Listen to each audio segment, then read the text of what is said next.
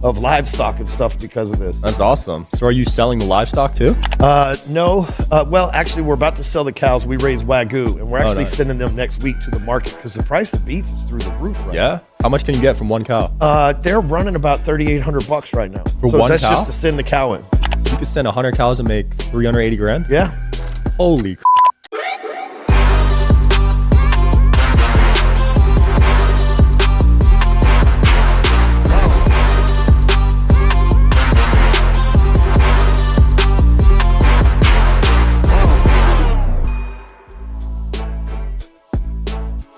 Welcome back, guys. We're here on the Digital Social Hour. Got with me an amazing guest, someone I've been trying to get on for a while, Ryan Stewman in the building. Hey, what's up, man? Thanks for having me. Absolutely, man. What you been up to lately? I know you're with your mastermind, your courses, like all that stuff. I'm up to everything, but the thing I've been doing the most of lately is working on building and flipping ranches, believe it or not. Ranches. So, yeah, in real estate, I've been doing this for 20 years. And in real estate, you go through kind of a progression. You know, you start out flipping maybe contracts to people for $1,000 or $2,000 a pop. Mm-hmm. Then you get a little money behind you, and you might flip a house and make $10,000 or $30,000 or $50,000, and then that gets boring, right? And then I started flipping raw land, where we can make, usually we can make 5 figures on a flip, 6 figures to 7 figures on raw land. Because if I have a 5,000 square foot home and I renovate it, I might be able to add $10 or $20 a square foot to it, spread that out over 5,000. We're talking $20,000, $30,000, right? But with a ranch, I can go pick up 1,000 acres for a couple grand, mark it up to 5,000 an acre, put a road on it, something like that that's inexpensive. And now I'm selling 1,000 times thousands of dollars, so we make hundreds of thousands and millions that way. Wow. So, and right now, a lot of people are worried about the state of the economy, whether we're going to go to war and everything else. So I've found a place an hour and a half from Dallas, where I live. And in Dallas, if you're anywhere outside of DFW, if you're trying to find an acre of land, it's $25,000 minimum. Damn. But right across the Red River in Oklahoma, where it's beautiful, I can get them for $5,000 to $10,000 an acre, and then I can build stuff on them. So it's actually been pretty lucrative, fun side hustle. Wow! And now we're up to like 150 cattle. We've got 200 and something elk. I've got a hell of a lot of livestock and stuff because of this. That's awesome. So are you selling the livestock too? No. Well, actually, we're about to sell the cows. We raise Wagyu, and we're actually sending them next week to the market because the price of beef is through the roof right now. How much can you get from one cow? They're running about $3,800 right now. For so one that's cow? just to send the cow in. So you could send 100 cows and make 380 grand? Yeah. Holy crap. And they'll process it down. Think how much a Wagyu steak costs, though. Yeah. You run up the strip here and grab one at any of these steak houses, and you're paying $125, $150 for that steak. Easily. So huge markup once the butcher gets a hold of it and everything else. So wow. Yeah, you're not the first person that's told me about this land flipping. I think Cole Hatter's doing it too. He mentioned he made I was with him yesterday, and he just made $4 million on an entitlement deal where all he did was pay the legal fees. He said was $400,000 to cover the entitlement. So land is where it's at for sure. So how do you go about buying land? Is there a site, or do you have to go through an agent? Well, funny story. So I bought my ranch, the Caddo Ridge Ranch, and I did a creative financing deal with the owner. He wanted $2.75 million. I said, let me give you $2.5 million. I'll give you $500 cash. I'll pay you on a 2-year note, have you paid off. So I'll pay you monthly every month for 2 years, carried at 0% interest. And at first he was like, well, I want some interest. I was like, look, you can keep your cattle there. You can keep your horses there. Your guys can still just treat it as if it's your own. I'm going to be back in Dallas most of the time anyway. Yeah. So treat it as if you're there. I need somebody to run the ranch anyhow. And so about 2 or 3 months into running this place, I poured a road and built bridges and all this stuff to be able to cross the creeks through there. Wow. And spent like $500,000 renovating it, making it even better. Dang. Dug lakes deeper. I've got 14 lakes. I made a place where we can have a good time, but at the end of the world happens, we got food. Oh, a bunker? Yeah, we got everything. A house, a storm shelter, barns, everything. And so he comes up to me and he says, I've been watching your social media. But this is the power of social media. It's just a guy that's in the middle of nowhere, Oklahoma, okay? And he says, I've been watching your social media because I looked up who you were to make sure you could pay the bills on this ranch deal that we're doing. He goes, I really like what you're saying. You know a lot of people with money in Dallas. I know a lot of farmers with land out here. I know land-rich, money-poor people. You know cash-rich, land-poor people. Let's do something together. Yeah. So we went and bought a ranch that was 1,200 acres, and we put $100,000 down. What I'll do is I'll go get a contract on the property for 6 or 7 months, which is normal in a land deal. So I got 6 or 7 months to market it before I even got to buy it. Wow. And I'll say, Sean, you want a ranch? I'll pour you a road, dig you lakes, whatever you want. We'll put it all in the final bill that you take to your bank or that we own or finance or whatever. Yeah.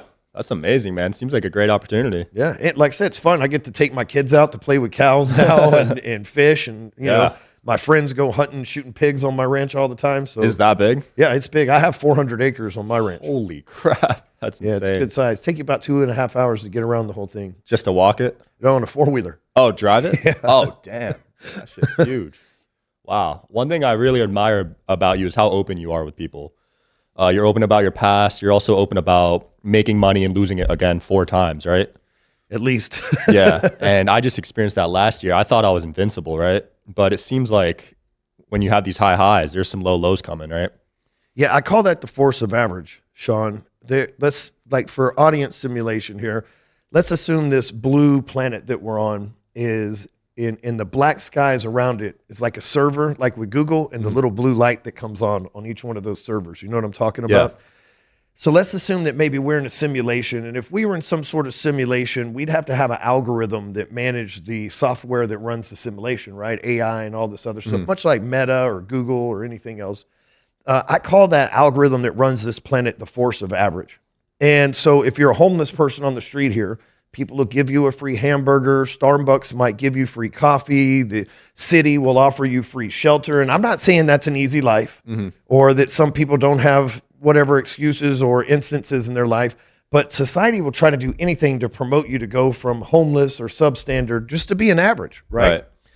When you're average, they try to get you in debt and keep you there. You know, get that job for 80 grand a year and they go get you a car payment, a mortgage, have 2 kids and your tax bill and all this other stuff, right? And it just tries to, man, you can never take that risk because now you're locked into debt and slavery to banks, right? But for those guys like you and I, we push for greatness. And when we push for greatness, the force of average has a magnetic pull, a gravitational force to try to get us to stop chasing greatness and go back to average. Sometimes that's divorce. Sometimes that's losing all of our money. And it's a test to see if we really want it. But the force of average is our enemy. And if you have an enemy, you have to understand what its weapon is, right? In the art of war, it says, know thy enemy, and then, you know, pick out its most powerful play that it can make. And so the force of average, its job is to distract us. It keeps us distracted at all times. Right. Here's this investment. Oh, here's this new thing that you might be able to, here's another shiny diamond that you can chase that's going to take you away from the main diamond that was paying for the shiny ones anyway.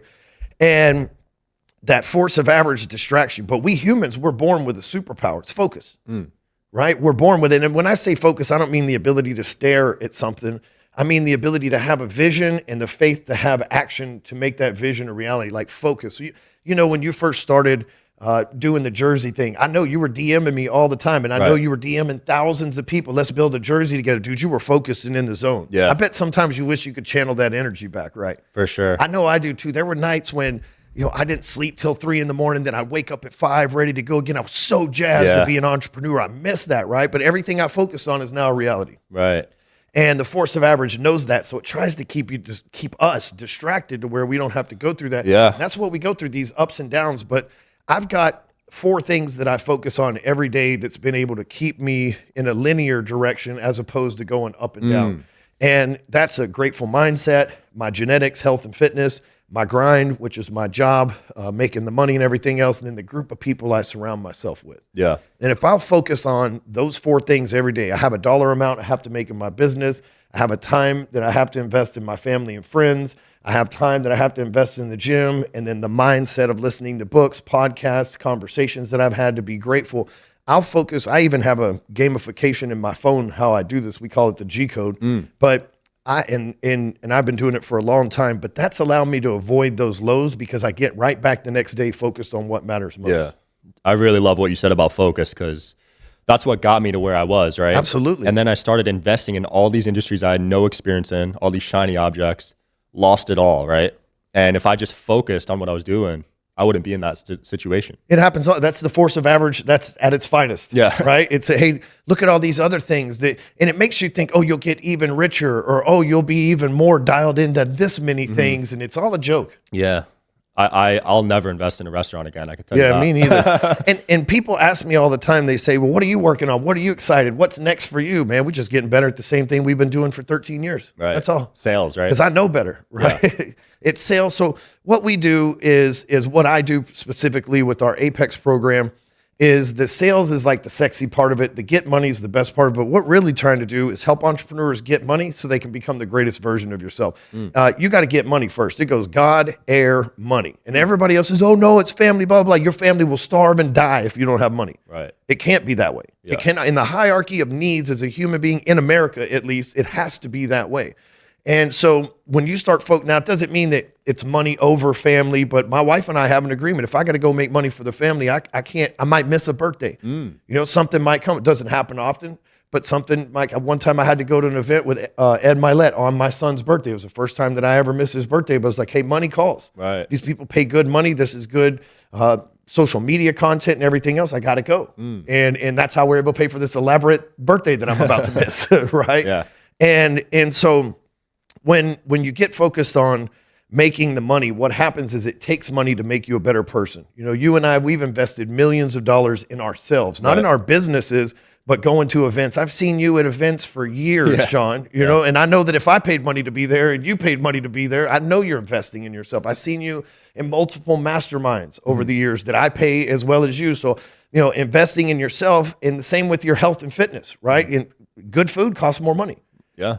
Health supplements cost money. I buy stuff from Andy Frisell over at First Form, and I probably spend $300 a month on supplements and protein bars and stuff like that from them, right?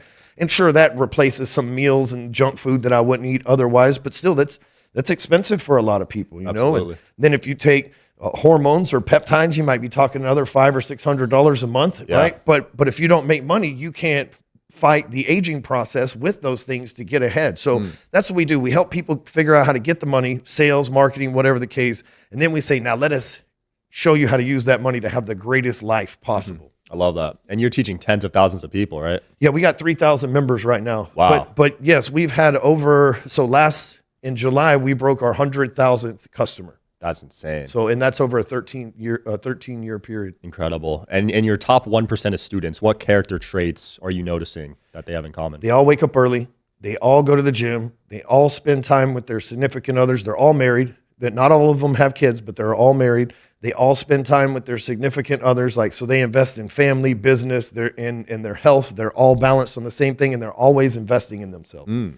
Sometimes it might be an investment like real estate or a car for themselves. Sometimes it might be a seminar. They're always reading books. So it's the same traits that you and I have, right?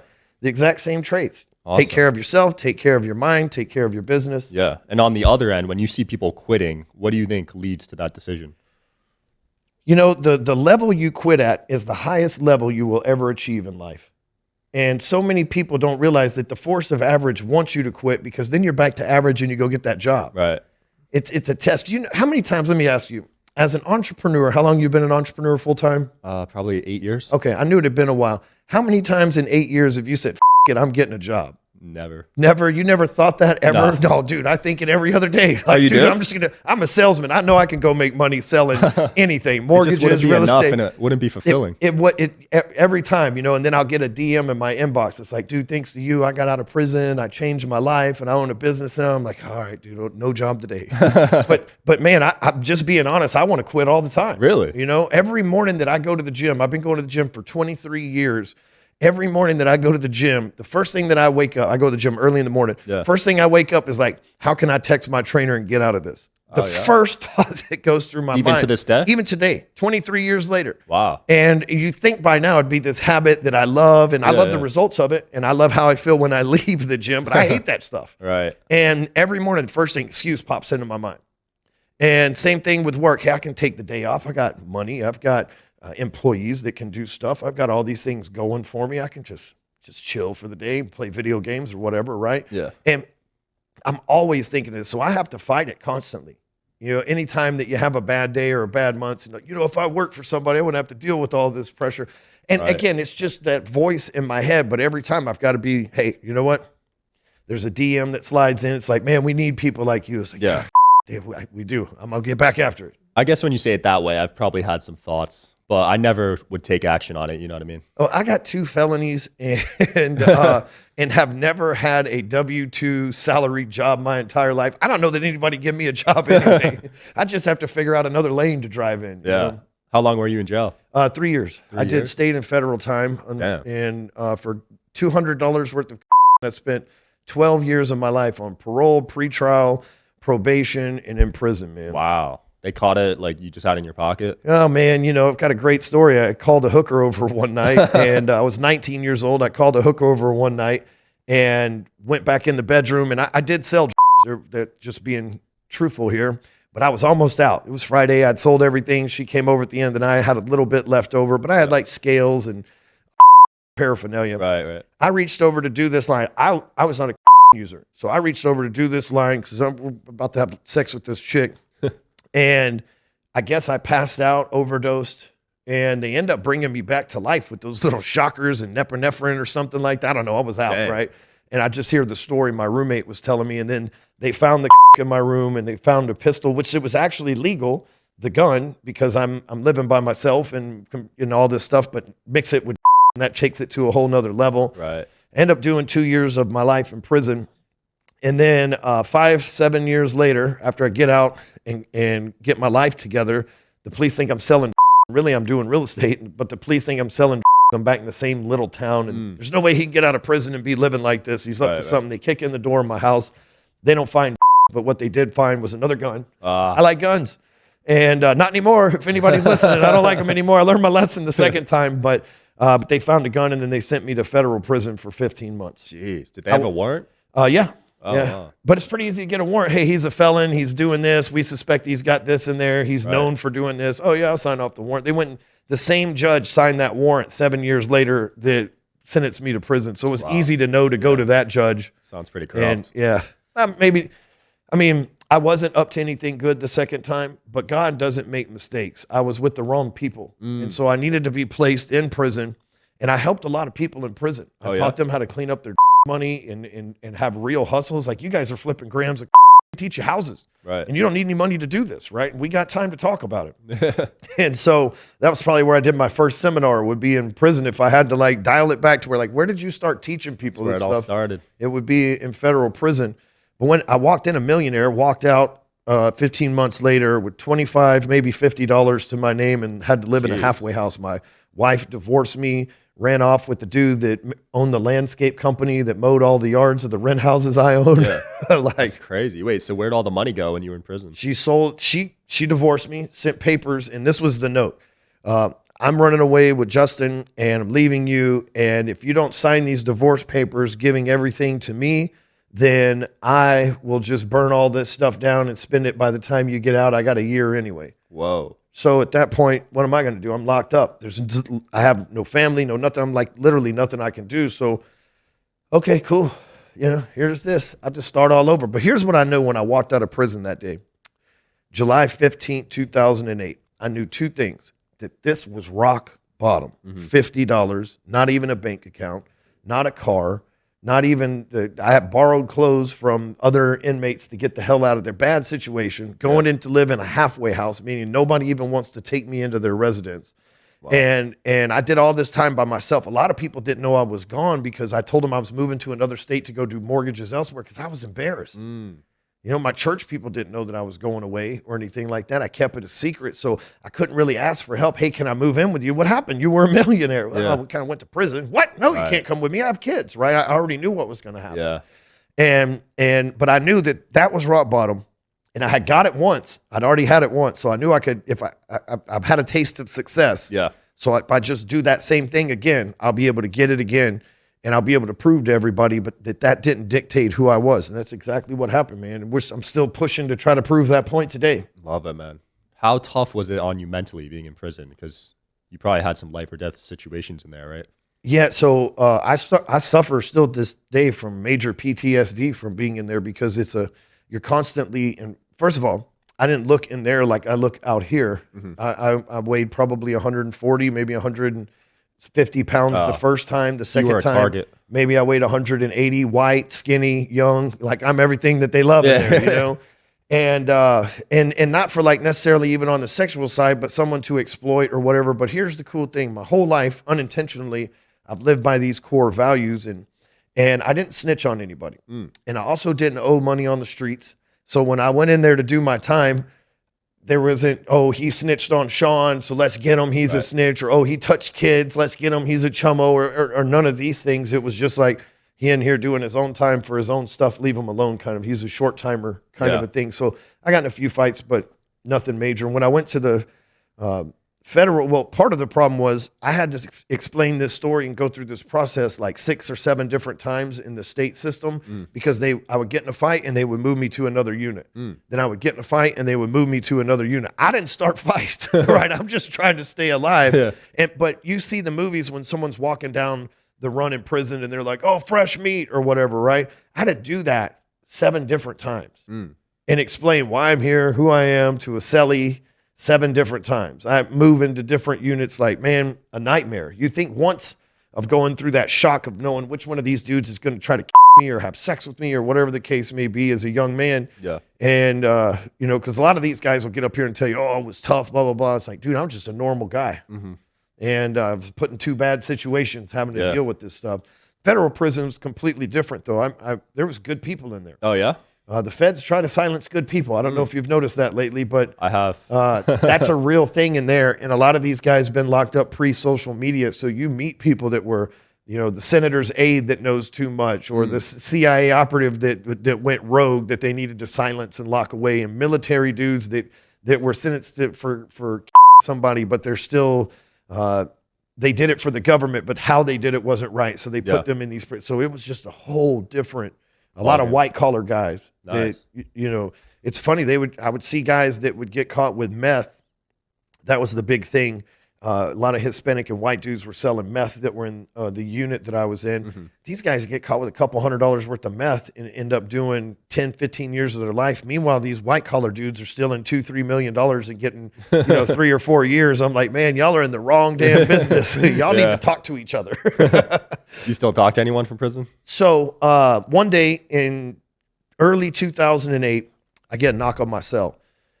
And I look, and it's this giant Mexican dude with tattoos all over his face, like the for the gang, clearly, right? And my cellie goes, I don't know what you did, but don't bring that stuff in here, right? I was like, I don't know what I did either. And he goes, hey, Wawa wants to see you.